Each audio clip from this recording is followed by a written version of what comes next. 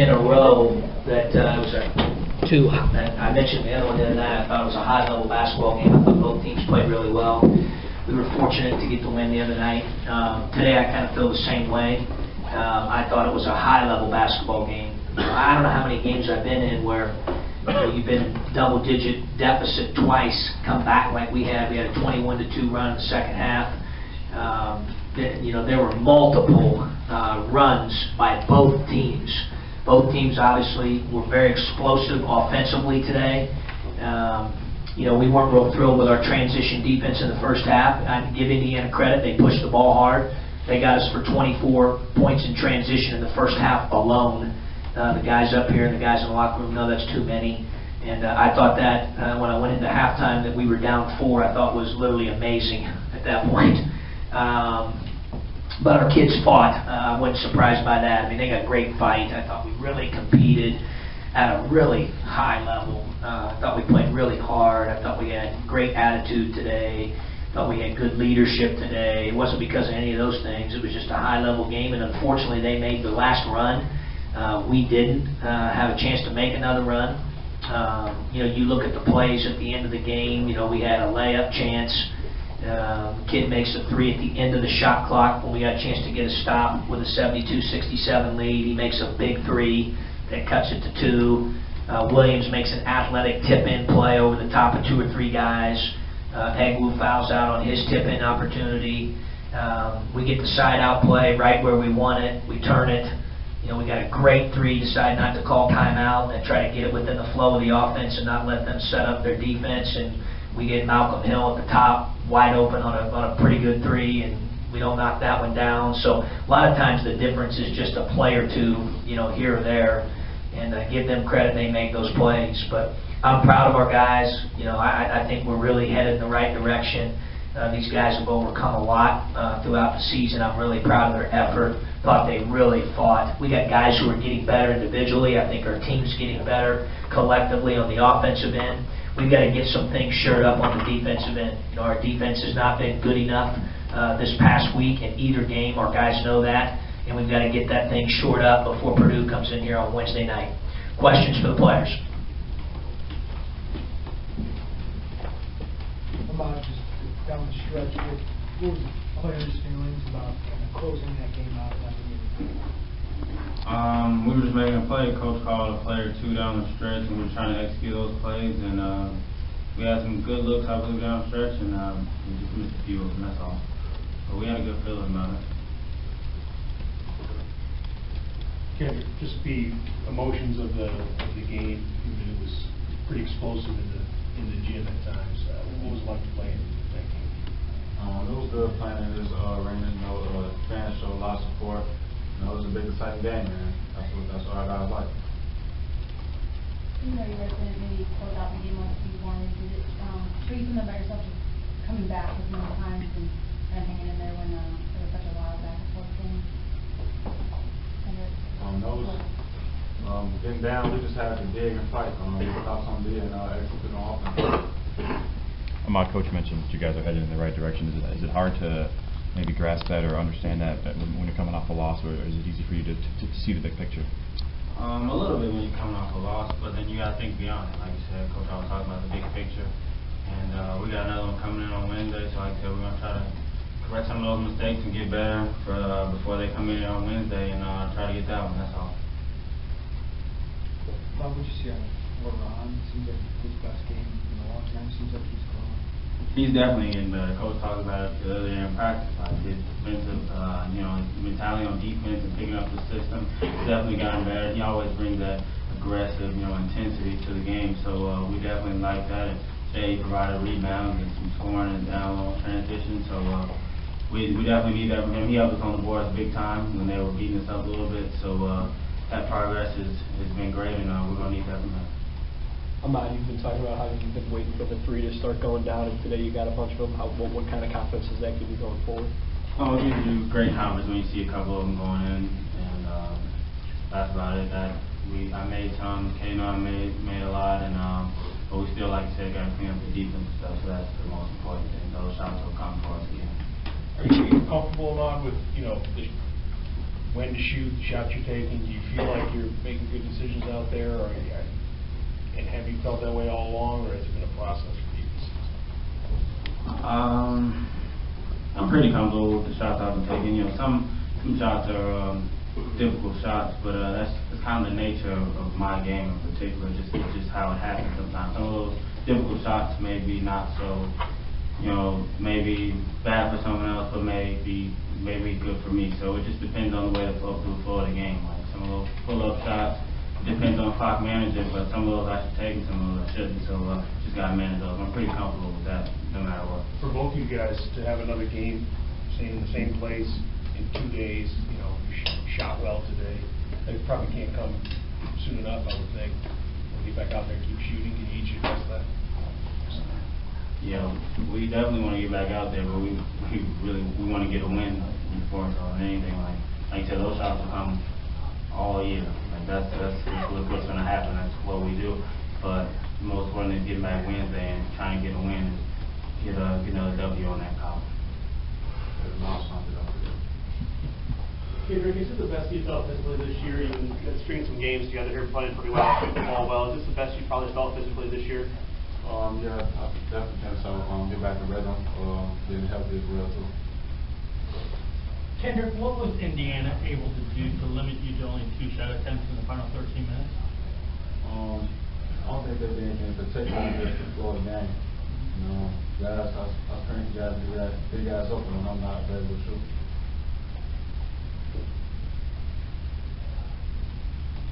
Anything else for the players? We'll let them go.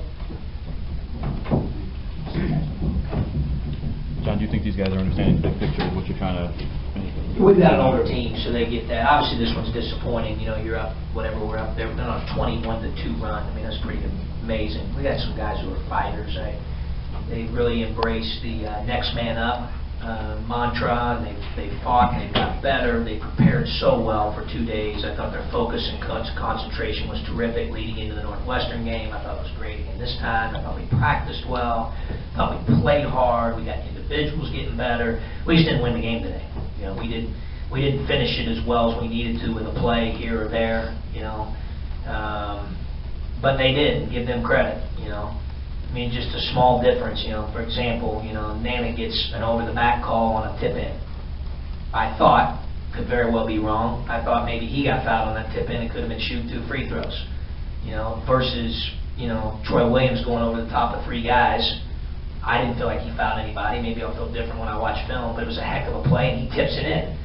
Just that alone can change the outcome of the game in a tight game like that in the last few minutes. One guy tips it in over the top of 3 guys, one guy gets called for a foul that leads to another point for the other team. It's just the margin for error is so small. You know, Malcolm very, very capable of making that 3. You know, Malcolm's more than capable on an isolation of not to turn the ball over. He's done it numerous times. And you know, Yogi Ferrell made a great play, and before they got a layup off of it. So it's just a play or 2 here or there. That part's the disappointing part, Marcus, you know, because you want to make some of those plays and finish it out. But all in all, like, you know, Laurent Black's improving. Nunn's getting better. Starks was good at both ends. Like, you know, our team, I think, offensively is starting to find more of a rhythm. We're screening better. We're moving the ball better. Like, there's a lot of things we're doing well on that side right now. Defensively is where I'm most concerned. I don't like our numbers in league play. I didn't like them coming into the game. I don't like them coming out of the game, you know. And in this league, as I've said numerous times, you have to defend, you have to rebound, you have to take care of the ball. Tonight we took care of the ball. Rebounding at times we were good. Obviously the possession, another big possessions where they got 3 or 4 offensive rebounds out of their total was in one trip down the floor. You know, that was in the guts of the game as well. You know, so, but defensively right now we've got to have more of an impact if we want to be consistent. You know, you cannot just go and outscore people night in, night out. You know, and tonight we played Russian roulette because you're talking about playing a top 15 team in the country from an offensive efficiency standpoint. The only one we had played better statistically was Villanova, and you know they put 80 on the board. You better be really on your offensive game. And fortunately for us, we were, but just not enough to push us over the edge to withstand that last run. What we were just talking about with Kendrick, 2 shots in the last 13 minutes. We kind of talked about it this week, whether he's got a chance to grab it both hands around the game. but you said, well, but he makes the right plays. Yeah, flow the game. Was that what? Oh, sure, yeah, was slow the there? game. Yeah, slow the game. I mean, I'm not going to tell Malcolm to pass up a wide open three when he's shot 40% in his career and he missed it. We got him on isolation on the sideline, one-on-one on a guard, and he's 6'6". I mean, probably going to take that. We turn it over. He's not trying to do that. So, I think sometimes, you can micromanage the game to an extent, but at the end of the day, your guys got to make basketball plays. If you're double, pass it. If you're not, single coverage, make a move. Inside out, like how to play off post speed, how to play off penetration. The beauty of the game of basketball is it's not like chess where you can just move like everything. You got to play in a flow, like Kendrick was talking about earlier. And I thought for the most part, that we did that. Can you elaborate a little bit on LeBron's play and his development? Yeah, I mean, he's been practicing like that. I'm really proud of him. I've been telling him for a week. I've seen it coming. And the guys have too. Ahmad alluded to that. I mean, he's just making fewer defensive mistakes right now because he understands the system better. He knows what he's supposed to do, how he guards certain things. He's more accountable on that end. He's certainly not perfect, but much more accountable. Very reminiscent of Nunn and Hill about this time last year. Starting to come on that end where they become more trustworthy. Then on the other end, obviously, he's been in practice dominating on the backboard, and today he did a great job on the backboard. I thought he was, really good offensively as well. I thought he impacted the game. I wish he'd have dunked or made that last layup that he had underneath there. That could have maybe, also affected the end of the game there. The last 3 minutes, I thought we had a great look, great pass, and it's a point blanker. I mean, but sometimes you can't control those things. But all in all, I think he's really coming on. I'm really proud of the way he's handled himself because he's had to earn it. As he started to make defensive mistakes per minute played and his playing time changed, he has not pouted. He's learned he's come in, he's watched film, he's learned how to get better. And tonight he earned his minutes. And I think all of us, including Ahmad, have all seen that coming over the last week to week and a half. So I'm excited about that. How important is it to his confidence that you guys made that 21-2 run and he was in for much of it? Well, I think great for his confidence, but I think biggest thing is like he earned the right to be confident by how he's practiced. The fact that he's gotten better, that he knows what he's doing more now. He's earned that. No one's given him anything.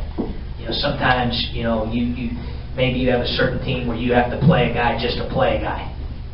He has had to earn it, and he had to go through kind of a deal there where, he wasn't playing, maybe as many minutes as he was early in the year, but he knew why, and he didn't pout at all.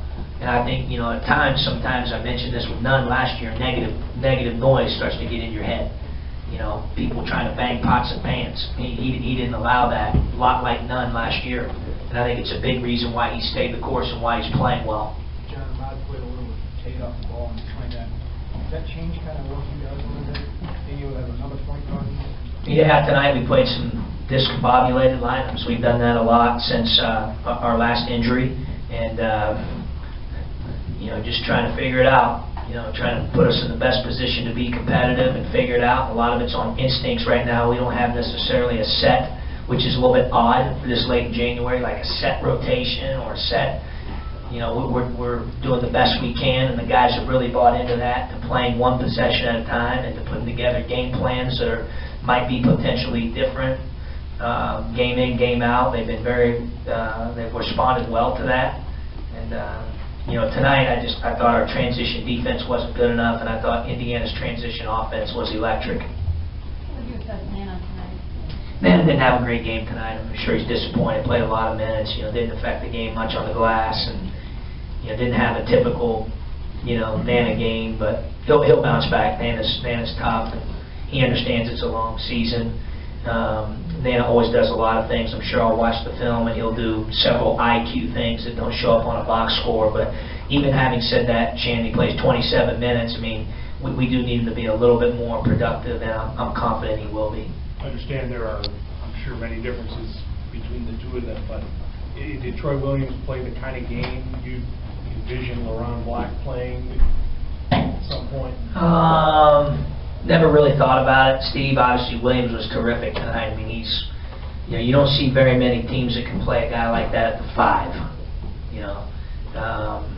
But with LaRon, I mean, there's no question that he's a big part of, where we're going. And I think tonight he showed how much he's improved. And now the cat's out of the bag, and he's got to play at that level, every night in this league. You want consistency certainly over greatness. You had a couple turnovers on the baseline out of bounds plays. That's disappointing. Execution? Yeah, the first one just, we didn't execute it very well. It was bad. I mean, we just didn't run it right. And that's disappointing. And then on the last one, as Jeremy just said, we had a discombobulated lineup in the game. And, moving some pieces around. Guys were playing some positions they don't normally play. And so we're trying to figure it out. I'll be honest with you, I thought about calling timeout, but I knew I had 2 left, and I burned them pretty fast in the first half, and I was thinking I may need 1 or 2 late, and just kind of the way it goes, I mean, if you had to do it over again, I might have used it now that I know we turned it over instead of getting it in. But yeah, that's disappointing. That can't happen. That's first one, we just didn't execute it right. The second one, in our guys' defense, we had some guys playing out of position a little bit, trying to figure it out. When it comes to consistency, is scoring like this something that Kendrick can do consistently the rest of the season? Sure. That depends on the game, Again, we don't necessarily play that way. I mean, he obviously relying on it a little bit more right now with some injuries and so forth, but he mentioned, it's the flow of the game, is he going to score 25 a night every night? And if he doesn't, then is people going to write, like, what's wrong with KNunn? I mean, I get kind of like tired of that a little bit, but, it could be different guys. But Hill might be 25. It might not be him that night. Cosby may throw it like he did tonight at 19. I think Nana will play better, as Shannon was talking about earlier. I mean, he can make some shots. Starks could get double figures. You just don't know. It depends on how the opponent plays it. We do have more options offensively, obviously, than we had last year, even with some injuries. So, we don't have to, run offense to one guy every single time down the floor. So I think a lot of it depends on his opportunities in a given game and the flow of the game. But is he capable of doing what he's done the last 2 games? Sure, absolutely. He's shown that. And, I think he's in a real groove right now, and hopefully he continues to play aggressive. That's the main thing. Anything else here for Coach? All right. Thanks, guys. Mary Ann's Diner, home of the world-famous Diner Stack, now has a 3rd location next to Cranard Center in Urbana. The same fast, friendly service, the same free Wi-Fi, and the same great food, all right in the middle of campus town. Now, no matter where you are, there's a Mary Ann's nearby, anytime, day or night. Mary Ann's Diner, down home cooking with small town prices.